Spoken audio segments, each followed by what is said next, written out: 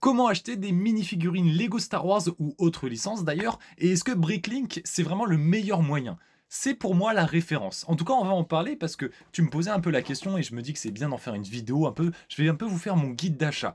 On parlait des figurines One Piece, je disais que je les avais achetées à l'unité et je vais prendre ça comme exemple. Pour moi, du coup, dans mon guide d'achat, on va le diviser en quelques parties. Tout d'abord, partie 1 pour moi qui est assez important, c'est je vous déconseille d'acheter les mini-figurines récentes. À part si, bien sûr, je mets l'option, si vous avez peur qu'elles prennent trop de valeur, vous pouvez craquer. Mais le problème, c'est que quand elles sont récentes, eh ben, il y a des chances aussi que ça arrive dans d'autres sets.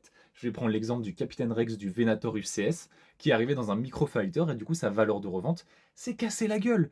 En bref, vous l'avez payé hyper cher à l'époque, et bah dommage, elle était atteignable dans un Microfighter à 13 euros. L'avantage, c'est que si vous prenez des figurines qui sont pas trop récentes, normalement, elles ont un prix qui est plutôt stable. Ensuite, conseil numéro 2, et moi, c'est ce que j'ai fait par exemple pour les One Piece. Si on prend le set du Barati, il y avait pas toutes les figurines qui m'intéressaient parce que certaines étaient déjà présentes dans le Vogue Mary que j'avais déjà. Donc j'ai sélectionné toutes les figurines que je n'avais pas et qui m'intéressaient. J'ai fait une moyenne à peu près du prix que je dois mettre pour seulement les figurines. Et ça m'a donné un total de 86 euros pour un set de base à 299 euros. Le set en tant que tel ne m'intéresse pas pour des questions de place, etc. Je me dis, c'est ce que je me suis dit, réflexion personnelle, 86 euros, je vais mieux investir ce prix-là plutôt que 299 euros, si on parle du prix fort. Parce que même en promo, l'exemple du Barati, bah, il n'est pas descendu en dessous de 180 euros environ. Ça veut quand même dire qu'il y a une centaine d'euros de plus.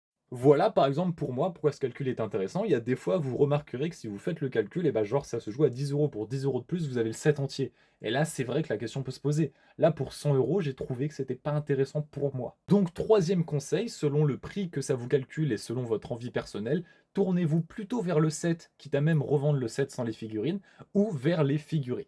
De mon côté, je me suis donc penché sur uniquement les figurines et on vient à Bricklink. Et moi d'abord j'utilise Brickset parce que Brickset vous avez toutes les références de figurines, de sets et compagnie. Et par exemple sur une mini figurine, on va reprendre l'exemple de ce Boba Fett, il vous donne la valeur moyenne de sa condition utilisée ou de sa condition nouveau, genre jamais assemblé. À vous de choisir maintenant l'état que vous voulez. Sachez que j'ai commandé beaucoup de usés et franchement c'est ok. Puis conseil numéro 4 et dernier, comparez tout simplement. Si le prix vous va, si vous voulez mettre le prix, vous pouvez faire des commandes Bricklink.